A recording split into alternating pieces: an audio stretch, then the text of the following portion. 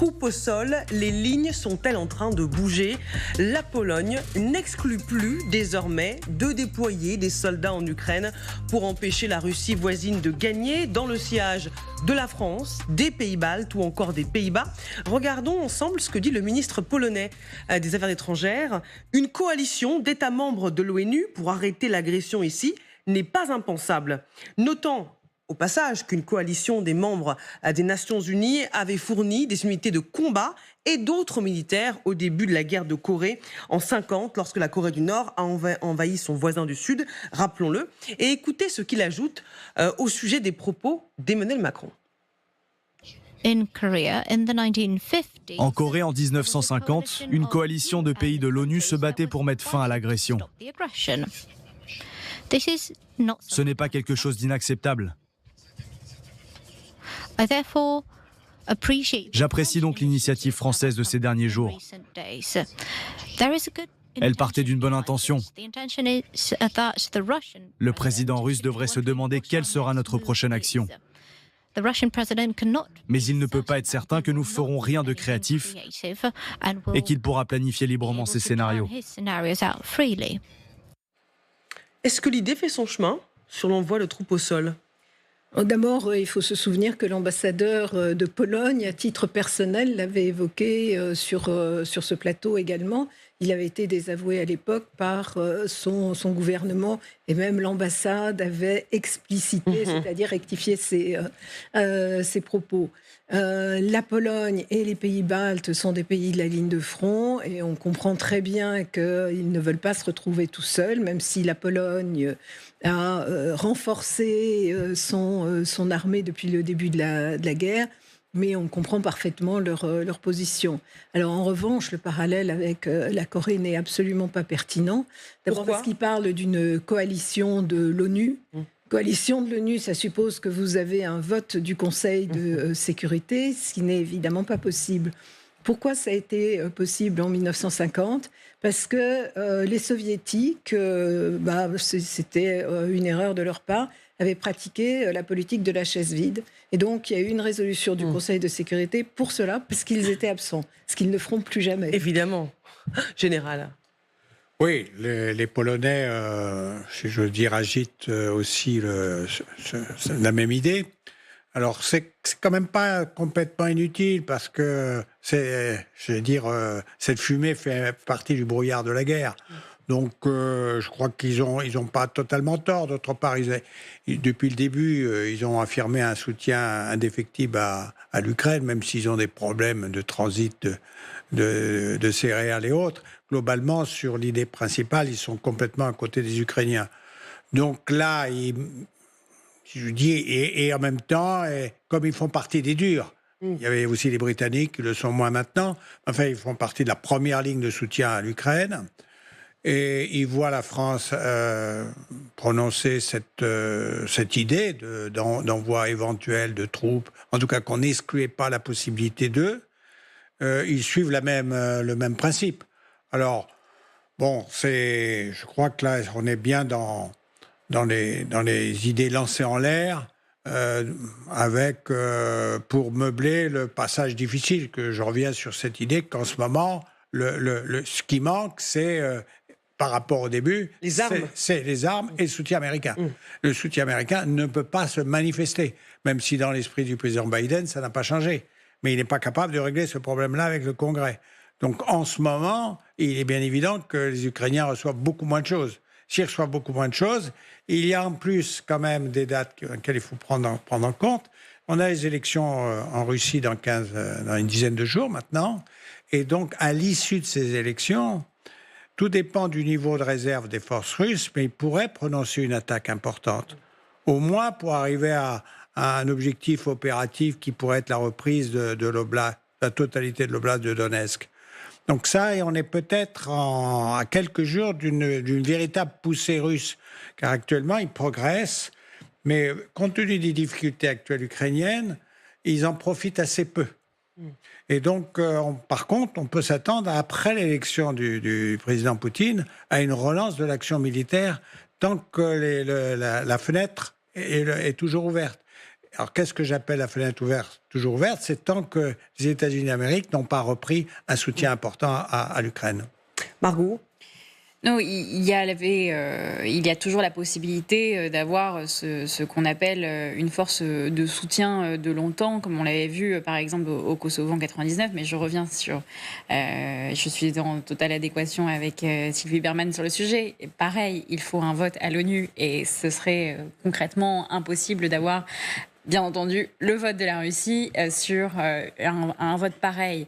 Donc, pour l'instant, on est dans du narratif pur et dur, c'est-à-dire que la Pologne a besoin de renforcer sa sécurité et il n'est pas exclu qu'il y ait eu une volonté de la France de convaincre certains pays, comme c'était le cas par exemple lors du sommet auquel j'ai assisté hier à Vilnius, de convaincre donc les pays baltes et la Pologne de prendre la parole pour essayer de valider les propos d'Emmanuel Macron après qu'il soit dans une position assez difficile avec ses partenaires occidentaux. Oui, d'autant plus que si les Baltes étaient restés assez discrets, même si on savait qu'ils étaient favorables à l'issue de cette prise de parole du président de la République, les Polonais, au contraire, avaient dit, de manière surprenante d'ailleurs, il n'est pas question d'envoyer des troupes au sol. Donc il y a eu un contact aussi avec Varsovie pour essayer d'obtenir ce soutien. Ce qui doit être fait, c'est la diplomatie. C'est un peu dommage que ce n'ait pas été fait avant. Oui, le narratif évolue, Louis Duclos. Oui, c'est pas étonnant vraiment que justement ça évolue.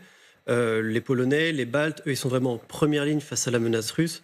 Donc de voir que d'un autre côté, l'Europe de l'Ouest, les États d'Europe de l'Ouest suivent un peu et haussent un peu le ton, eux, ça les rassure. Donc ils ont tendance à être un peu plus enclins à suivre un peu les propos du président Macron.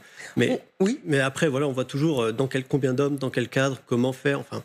Tout est très flou et je pense qu'on n'y est vraiment pas encore. Oui, on voit que les lignes bougent, mais que cette position est encore minoritaire au sein de l'Europe. Et regardez ce qu'a dit aujourd'hui le chef de la diplomatie britannique, David Cameron, qui a exprimé son opposition totale à l'envoi de troupes occidentales en Ukraine, même pour y former des soldats. Dans une interview qu'il a accordée au quotidien allemand Süddeutsche Zeitung, qui est paru ce matin, les missions de formation sont mieux exécutées hors du pays. Au Royaume-Uni, nous avons formé 60 000 soldats ukrainiens. Nous devrions éviter de créer des cibles évidentes pour Poutine. Les mots sont forts. Ça veut dire que si on envoie les troupes, même non combattantes, on fera de la France ou du Royaume-Uni une cible privilégiée? Bon, effectivement, il n'a pas tort. En plus, il insiste pour souligner que les Britanniques ont formé 60 000 soldats ukrainiens. Les Français avaient annoncé 10 000. Donc ça montre encore une fois de plus que nos amis britanniques savent marquer les essais avant nous. Sur ce point-là de la formation, nous avons expliqué, tous les Européens, nous avons expliqué tout l'intérêt qu'il y avait à former les soldats ukrainiens à l'extérieur de la zone d'engagement, c'est-à-dire à l'extérieur de l'Ukraine. Donc, globalement, on reste toujours sur cette idée-là. Par contre, il est exact que dans la formation, il y a aussi des applications. Et les applications se font plutôt sur place, et notamment dans des domaines très spécifiques. Par exemple, quand arriveront des avions de combat occidentaux là-bas, quand il s'agit de mettre en place tel et tel missile, etc., etc. Donc là, il peut y avoir un conseil. Alors, il y a différentes formes de conseil. Il y a le conseil en tenue, il y a le conseil en civil. Tout ça, c'est des nuances, c'est des actions opérationnelles qui peuvent être nuancées et plus ou moins affichées. Alors, les Britanniques n'ont pas tort en disant ça. Mais nous, on n'exclut pas, puisque nous formons des soldats et des officiers ukrainiens en France, de façon à les préparer à leur engagement. Vous savez, malheureusement, on n'est pas prêt d'avoir réglé toutes nos querelles entre Européens. C'est d'ailleurs un des éléments qui favorise le jeu de Bien sûr, parce qu'elles sont exposées au vu et au su de tout le monde. Sylvie Bermann, sur les propos de David Cameron. Je ne peux pas dire autre chose que ce qu'a dit le général, mais moi, ce qui m'étonne, c'est presque un revirement de la part des Britanniques, non pas sur l'envoi des troupes au sol, parce qu'ils sont assez clairs, mais effectivement, ils ont un soutien à l'Union européenne, qui est beaucoup moins d'abord vocales qu'ils ne l'étaient, et eux-mêmes ont des difficultés sur le plan militaire. Et donc, ils sont moins à l'avant-garde qu'ils ne l'ont été autrefois. Comment vous interprétez cette extrême frilosité britannique, Margot ? En fait, c'est un peu un revirement de situation. C'est-à-dire que Cameron est connu pour éviter toute troupe au sol. Il y a eu les mêmes discours quand on y avait eu la menace de l'État islamique en Irak. Donc c'est quelque chose qui est dans son discours assez régulier. Mais il ne faut pas oublier qu'il y a eu tout de même une fuite d'informations concernant les Taurus entre les Britanniques et les Allemands, où il y avait eu cette information comme quoi les Allemands auraient dit aux Britanniques que s'ils envoyaient des Taurus, eh bien, il y avait déjà des troupes britanniques sur le sol ukrainien et donc on pouvait se reposer sur eux pour avoir justement l'acheminement des Taurus et potentiellement la mise en condition opérationnelle. Donc ça, dans l'opinion publique britannique, c'était catastrophique. Il y avait eu plein d'articles en disant que les Allemands en fait avaient donné l'information publiquement comme quoi il y avait potentiellement des troupes britanniques sur le territoire ukrainien, ce que les Britanniques, bien entendu, réfutent jusqu'à présent. Et donc, il y avait eu des échanges assez houleux entre Cameron et Baerbock en disant que les Allemands n'étaient pas des partenaires fiables et qu'ils avaient prouvé à nouveau qu'ils n'étaient pas des partenaires fiables. Et là, M. Baerbock et David Cameron se sont rencontrés hier, à nouveau, et cet article sort aujourd'hui. Donc tout de même, la temporalité est assez intéressante, c'est-à-dire de retrouver une sorte de consensus avec l'Allemagne après les débats houleux de ces derniers jours concernant la fiabilité de l'Allemagne sur le terrain ukrainien et dans la politique internationale. Toujours remettre les propos dans un contexte intérieur, très important. Louis Duclos. Oui, il parle de cibles privilégiées pour la Russie. C'est vrai qu'on peut se demander, dans le cas où des soldats français ou américains ou britanniques venaient à se faire tuer par des forces russes en Ukraine, comment est-ce que ces pays devraient réagir ? Est-ce que ça serait une attaque directement contre l'OTAN ? Est-ce que ça resterait toujours dans le cadre de seulement l'Ukraine et la Russie ? Donc ce serait vraiment compliqué et là il y aurait un risque d'escalade qui serait du coup plus important. Est-ce qu'on est vraiment prêt à assumer, même si on n'envoie pas des troupes combattantes, si on envoie des troupes pour un renfort logistique, pour une aide à la formation, est-ce que si on le fait de manière ouverte, est-ce qu'on est prêt à assumer ouvertement la mort de soldats français qui seraient tués dans des bombardements ? Alors là, je vais vous faire la réponse classique, mais qui est la bonne. Donc, il n'y en a pas 36, c'est que si le chef de l'État, chef des armées, décide de l'envoi en l'occurrence, de telle ou telle équipe française et que malheureusement celle-ci serait touchée, en tout cas, si j'ose dire, la légalité et la légitimité des ordres sont parfaits. Et ça, alors, maintenant, au plan intérieur, ça serait peut-être une autre chose. Mais d'un point de vue militaire, ça fait partie malheureusement des risques de notre vocation. Je préfère vocation à métier. Sylvie Bermann, vous vouliez réagir ?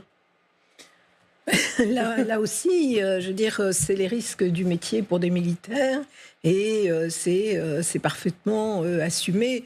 Donc si la population est hostile à une intervention et commence à se poser des questions, peut-être que ça changera la donne, mais sinon, d'abord, ce sont des choses qui sont arrivées sur d'autres terrains de conflit. Là, la différence, c'est pas, on n'est pas en guerre déclarée, effectivement, contre la Russie, mais encore une fois, c'est les risques du métier. Oui, et puis la France, l'exécutif ne peut pas décider comme ça en claquant des doigts d'envoyer des troupes au sol. Ça doit passer par. Il faut le rappeler, oui. Il y a tout de même un vote qui serait fait.